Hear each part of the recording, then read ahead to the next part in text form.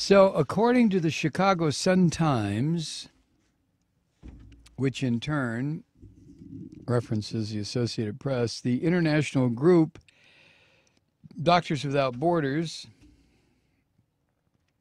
warned the other day that the world is losing the battle against Ebola and lamented the fact that treatment centers in West Africa have been, quote, reduced to places where people go to die alone, end quote. And as you know, in Liberia, a missionary organization announced that another American doctor has become infected. That was last week. But the president of Doctors Without Borders, Joanne Liu, said her organization is completely overwhelmed by this Ebola outbreak in 4 West African countries. She said that treatment centers can offer little more than palliative care, and she's calling on other countries to contribute civilian and military medical personnel familiar with biological disasters. This thing is really a monster. It really is. The latest missionary to come down with the disease, a male obstetrician, was not immediately identified by the group titled Serving in Mission. I think we know who he is now. This piece is a couple days old. He did not work in an Ebola ward. He was an obstetrician, but of course the stuff can be spread through vaginal fluids as well as other body fluids. And Bruce Johnson, the president of the group Serving in Mission, said the organization was, quote, surrounding our missionary with prayer, end quote.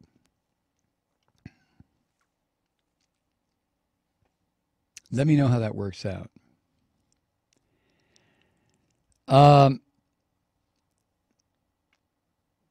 The person coordinating the UN response to this, one David Nabarro, said the UN is, quote, bringing in outside health workers as much as we can, end quote. But the head of the UN Peacekeeping's Department of Field Support warned that before bringing in external expertise, guarantees are needed for medical evacuations and treatment for any workers who become infected. And he said, without the one, the other will not happen. Without some kind of guarantee to people who are being asked to volunteer to go there to work on this disaster, there has to be a way to get them out if they do become infected, because there is no cure for this so far. There's no vaccine, there's no cure. There are experimental drugs that seem to have worked on a couple of people.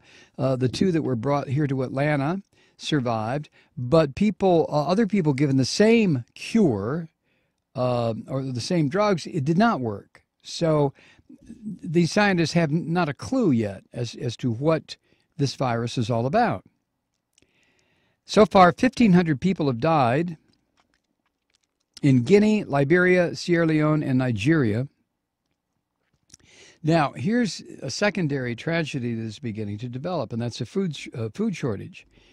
In these countries hit by Ebola, farmers can't get to their fields. And even if they do get to their fields, the fear now is that the transmission of food, say a country that hasn't been affected by Ebola yet, for farmers or food workers to bring food into these countries that are being devastated by this virus, what happens to the truck drivers? What happens to the people who take the food in to these countries? It's getting to the point where people won't go because they know that if they go into these areas where the virus exists, they run the risk of getting it, and there's no cure, and they will die, and they're just not ready to die.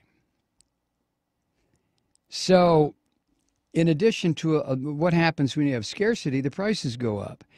And in countries where 80% of a person's income, in so many instances, goes for food, these latest price spikes are effectively putting food completely out of the reach of not just the Ebola victims, but people in the country these countries who are not infected yet.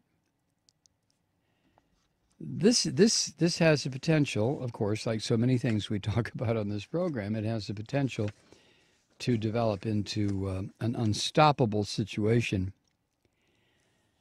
According to the UN, an estimated 1.3 million people in Guinea, Liberia, and Sierra Leone will soon need help feeding themselves. Now, what usually happens when, over the past 60 years, at least the past 50 that I can remember, every time there is one of these food panics in a sub-Saharan African country, and World Food Organizations beg for food and to be shipped. And eventually you see the planes, the C-130s and these big planes coming in and landing, and huge pallets of sacks of grain and rice and wheat and this and that being offloaded and so on and so on. But from the beginning of the pleas for food assistance to the actual arrival of food, it can be weeks, if not months. And it's an unending process of starvation. And we can track it back if you care to. Most people don't care to. But we can track these problems back directly to the colonialization that occurred prior to and the breakup shortly after World War I. Remember what I said at the beginning of this program tonight, that World War I was the event, precipitating event that got us to where we are now. That's what I've been reading lately. Historians are trying to point this out. But all these countries in Africa were I shouldn't say all, but in so many instances, these countries were not designed around historic tribal lines. They were designed to satisfy the colonialists in Europe, whether it was the Portuguese or the Belgians or the English or the French or the Germans. Consequently, the slaughter that has gone on there and the starvation.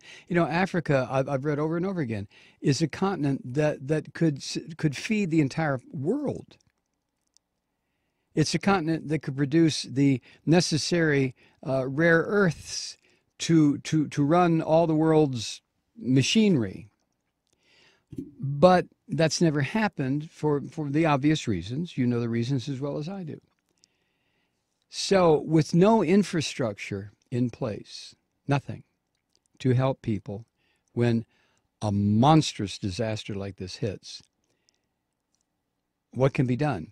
Well, actually nothing. And I think that's what they are trying to say at Doctors Without Borders. That, as a matter of fact, that's what they are saying. The original statement, the world is losing the battle against Ebola.